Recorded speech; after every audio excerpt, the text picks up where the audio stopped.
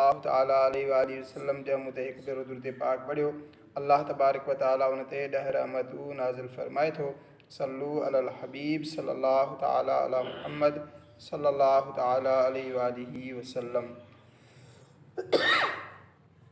बेनमाज़ी पाड़ेसिरी खे नमाज़ जी दावत ॾियो। हे अल्लाह खां ॾिजण वारा इस्लामी भाइरो, पाड़ेसिरियुनि खे बि नेकी जी दावत ॾियणु ऐं बुराई खां रोकणु घुरिजे।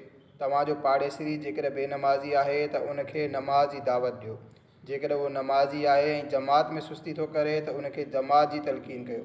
बिना उज़्रे शरई जमात सां नमाज़ न पढ़ण वारे जे मुतलिक़ जेकॾहिं तव्हांखे पको यकीन आहे त सम्झाईंदासीं त जमात सां नमाज़ पढ़णु शुरू करे छॾींदो त हाणे उनखे सम्झाइणु वाजिबु थी वियो। न सम्झाईंदव त गुनाहगार थींदो।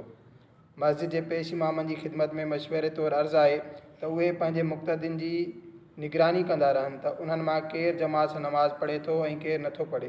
जेकॾहिं को नमाज़ी कंहिं नमाज़ में ग़ैर हाज़िर हुजे त उनजे दुकान या घर वञी या फ़ोन करे उनजी मालूमात वठो। बीमार थी पियो हुजे त इयादत करियो ऐं सुस्ती जे करे न आयो हुजे त नेकी जी दावत ॾियो।